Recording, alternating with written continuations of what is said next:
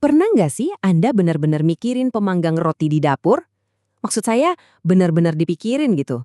Gimana caranya benda itu bisa mengubah roti tawar jadi roti panggang yang renyah? Siapa yang ngerancang mekanismenya?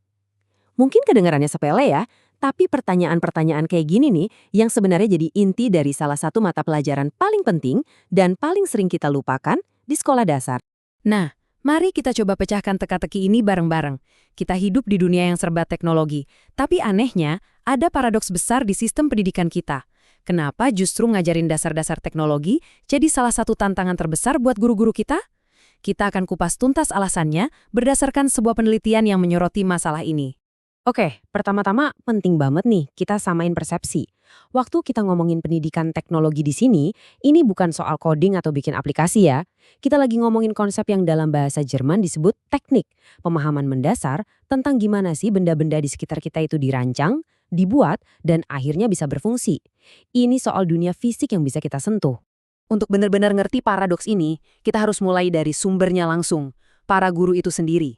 Apa sih yang sebenarnya ada di pikiran mereka tentang pentingnya mata pelajaran ini? Jawabannya mungkin bakal bikin Anda kaget. Coba bayangin ya, dalam sebuah studi, dari 21 guru sekolah dasar yang diwawancara, 20 diantaranya setuju kalau pendidikan teknologi itu penting banget. Itu bukan cuma mayoritas loh, itu udah hampir bisa dibilang suara bulat. Jelas kan? Semangat buat ngajar tuh sebetulnya ada. Jadi kita tahu mereka sangat mendukungnya. Tapi kenapa ya? Apa sih alasan mendasar di baliknya? Apa nilai inti yang mereka lihat dari ngajarin anak-anak tentang cara kerja si pemanggang roti? Ada seorang guru namanya Diana yang ngejelasin ini dengan pas banget. Dia bilang, ini jadi makin penting buat anak-anak karena teknologi itu perannya besar banget di kehidupan kita sehari-hari. Intinya gini, teknologi ada di mana-mana, tapi kita seringkali cuma jadi pengguna tanpa paham jeroannya. Nah, para guru ini mau mengubah itu. Dan alasan mereka tuh kuat banget loh. Ini bukan sekedar mata pelajaran tambahan, tapi fondasi untuk masa depan.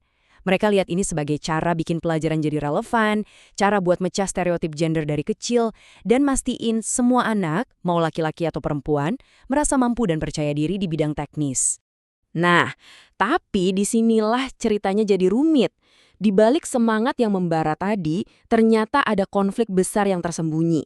Bukan konflik di kurikulumnya, tapi konflik yang terjadi di dalam diri para guru itu sendiri. Ingat kan angka tadi? 20 dari 21 guru percaya ini penting. Nah, sekarang siap-siap ya. Ternyata 15 dari 21 guru yang sama itu justru merasa nggak kompeten buat mengajarkannya. Wow, ini adalah jurang yang dalam banget antara keyakinan dan kepercayaan diri. Dengerin deh pengakuan jujur dari seorang guru bernama Stella. Dia bilang, saat saya sendiri nggak percaya diri, ya saya nggak bisa ngajarin topik itu ke anak-anak. Ini bukan sekedar angka di grafik loh.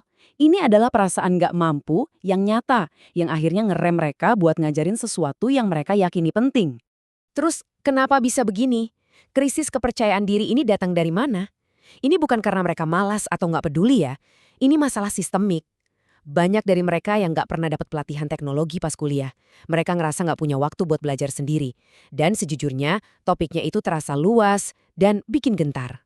Perasaan nggak pede ini makin parah lagi karena ada rintangan-rintangan dari luar yang nyata banget. Jadi masalahnya bukan cuma soal apa yang ada di kepala mereka, tapi juga soal realita yang mereka hadapi setiap hari di sekolah. Dan inilah dia hambatan terbesarnya. Bukan kurangnya pengetahuan guru ternyata, melainkan sesuatu yang jauh lebih mendasar. Kurangnya bahan dan peralatan. Pertanyaannya kan jadi sederhana. Gimana caranya Anda bisa ngajarin cara kerja pemanggang roti kalau Anda bahkan nggak punya obeng buat membukanya? Ini pertarungan sehari-hari yang mereka hadapi. Seorang guru pengen banget bikin proyek yang seru, tapi bahannya nggak ada.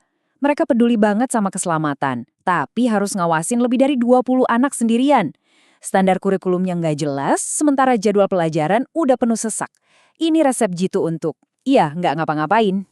Dan Diana, guru yang kita dengar di awal tadi, menyimpulkannya dengan gamblang. Rasa khawatir soal keselamatan itu bukan hal sepele. Itu adalah alasan nyata kenapa banyak banget proyek pembelajaran berharga yang akhirnya nggak pernah kejadian. Oke, setelah melihat semua tantangan ini, gampang banget ya buat merasa pesimis. Tapi, tenang, penelitian ini nggak berhenti di situ. Peneliti nanya langsung ke para guru. Jadi, apa yang kalian butuhkan? Apa yang benar-benar bisa bantu menjembatani jurang antara keyakinan dan praktek di kelas? Dan inilah jawaban mereka. Sebuah peta jalan yang jelas banget. Pertama, standar kurikulum yang konkret, bukan cuma tujuan-tujuan abstrak. Kedua, pelatihan langsung yang benar-benar bisa membangun kepercayaan diri mereka. Ketiga, tentu saja sumber daya dan peralatan yang tersedia di sekolah. Dan terakhir, sesuatu yang krusial, ruang untuk berkolaborasi dan belajar dari sesama guru. Ini semua solusi yang praktis dan bisa dijalankan. Pada akhirnya, pesannya jelas banget. Guru-guru kita tuh udah siap. Mereka tahu pentingnya pelajaran ini dan mereka pengen banget mengajarkannya. Pertanyaannya sekarang bukan lagi gimana cara meyakinkan mereka, tapi gimana cara kita memberdayakan mereka. Teka-teki ini bukan untuk mereka pecahkan sendirian. Ini adalah tanggung jawab kita bersama.